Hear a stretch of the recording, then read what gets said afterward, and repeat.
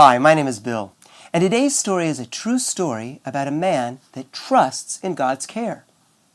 Now, what is trust? Well, trust means you really believe something to be true. For example, I'm sitting on something right now, and I'm trusting it's going to keep me safe. I trust that it's going to support my weight. And I trust that every morning the sun's going to come up, and every evening the sun's going to set. I believe that to be true. I trust in that. In the same way, Moses is going to trust in God's care in today's story. Now, you might remember that it wasn't long ago when I told you a story about a time when Moses was a little baby. And at that time, Moses was in a lot of danger. You see, the king back there of Egypt, King Pharaoh, he didn't like the fact that there were so many Israelites in his land. And he especially didn't like the fact that there were so many babies, because he knew that those babies would start to grow up. And when they grew older, there would be so many Israelites in his land that he wouldn't be able to rule over them anymore. So you know what he did? He sent his army to go into the homes of all the Israelites and look for babies that were 0 to 2 years of age. And if those babies were boys, well, the rule was to throw them into the river. Well, luckily, Moses was kept safe. God made sure of that. And in today's story, Moses is all grown up. He became a shepherd, and we're going to find out what happens next. Now, it was probably an ordinary day for Moses. He was out there watching the sheep when all of a sudden he discovered this bush. And this bush just started in flames. And when he went over and he looked at it, he noticed that it was burning and burning and burning, but it wasn't burning up. And then, all of a sudden, he heard God's voice coming right from the bush. Moses. God? Is that you? Yes, it is I. What do you want, God? The Israelites in Egypt are very sad. Pharaoh's making them work hard as slaves. I want you to talk with Pharaoh. Tell him to let my people go. Oh, not me. Why, that's too dangerous. Why, the Pharaoh? The Pharaoh would kill me if I went to talk to him. I will be with you. But listen to me. I'm not a good speaker. I'm a terrible communicator. I stutter a lot, and there's got to be somebody that's more qualified than I am, God. Aaron, your brother, can speak for you. I will be with you. Okay, if you promise to take care of me, I trust you. I'll do as you say. Well, Moses did trust in God, and Moses decided that he would go right away and talk to Pharaoh. And he said, Pharaoh, God tells me that he wants you to let his people leave your land. And you know what the Pharaoh did? The Pharaoh laughed. What? You must think I'm a fool. Why in the world would I let the Israelites leave my land? They're my slaves now. I pay them very little, and they do whatever I ask. There's no way I'm going to let them go. Be off with you. Well, Moses went back to God and said, what do I do now? I did as you asked, but Pharaoh's not budging. And God said, keep trying. Remember, I'm going to be with you. I'll care for you, and I'll help you. So again and again, Moses went back, trying to convince the Pharaoh to let the Israelites leave. And you know what God did?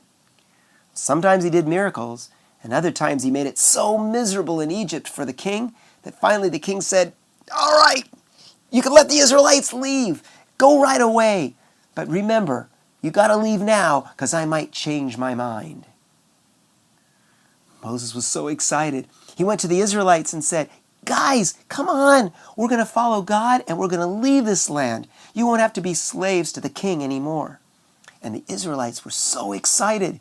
They brought their children and food and all the things that they needed on a big journey, and they started following Moses. And in the sky, God put a pillar of fire. And wherever that pillar went, Moses followed. And wherever Moses followed, the Israelites followed. Well, they started to leave Egypt. And they walked and they walked and they walked on a long journey. But the problem was, it took a long time. Days and days and days of walking in the middle of a desert where it was hot and it wasn't comfortable at all. And finally, the Israelites started complaining. Moses, when are we going to get to the new land? Moses, we're getting tired. Moses, are you sure this is what God wants us to do? And Moses said, Israelites, you've got to remember, God is showing us a sign. He's caring for us. We need to trust him. He knows where he's taking us. He knows what he's doing. So the Israelites would continue to follow Moses. They followed, and then they started complaining again and again. And then one day, they had something to complain about. They looked and they saw that the Pharaoh had changed his mind, and the Egyptian army was starting to come their way to bring them back to Egypt again. Well, the bad thing was, when they started to run, the only place in front of them was a big sea of water. They couldn't get across the sea, and they were trapped because the Egyptian army was coming their way. Now what are we going to do, Moses? We're going to die out here, and it's all your fault. And Moses said, God is going to take care of us. We've got to trust in him and pray to him. God, what do we do now? And you know what God said?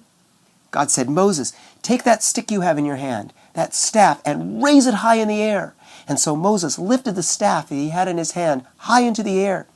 And all of a sudden, God made this huge wind, and the wind blew right through the middle of the Red Sea, and it made a path for the Israelites. The Israelites started to go across the water, and there was water on this side of them, and there was water on this side of them, but right down the middle, it was dry. They were walking down the bottom of the ocean. And they kept walking and walking and walking, and they got to the other side. And when they got to the other side, they were so excited until they turned around and they noticed the Egyptian army was right behind them. They had their chariots and they were running after them.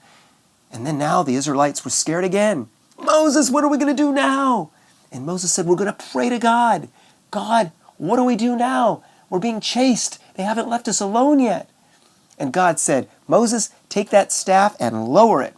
So Moses took his staff and he lowered it to the ground. And as soon as he did, all of the Red Sea just went right on top of all of the Egyptian army. The Israelites were safe. They were safe from Pharaoh, and they were safe from his army. Well, of course, the Israelites were so excited. We're on our way to the new land. God saved us. And they started to follow Moses, and Moses once again started to follow the pillar of fire that God had placed above in the sky before him. And they started to walk. And they walked, and they walked, and they walked, and they walked, and they walked for days and days and days. And, well, you guessed it. Guess what the Israelites started to do again? Again, they started complaining. Moses, are we ever going to get to the new land? Moses, are you sure that God is caring for us? Moses, we're out in the middle of a hot desert. And then they realized that they were running out of food and water. Moses, we're going to die out here. We can't live out here without food and water. There's no place to buy food out here. There's no restaurants out here. There's no place to grow food out here. We're going to die. And Moses said, God will protect us. God will care for us. We've got to trust. But the Israelites just found that so hard to do. Do you think that God is going to care for the Israelites? Well, unfortunately, we've run out of time for now. So you're going to have to come back and find out yourself. I'll tell you the story next time that we get together. But in the meantime, I want you to be thinking about all the times that God takes care of you. And remember that when God makes a promise, you can trust that promise. The Bible is filled with so many promises that God has for you, and He always keeps His promises. Well, join me again next time as we find the conclusion to the story of Moses. Until then, bye-bye.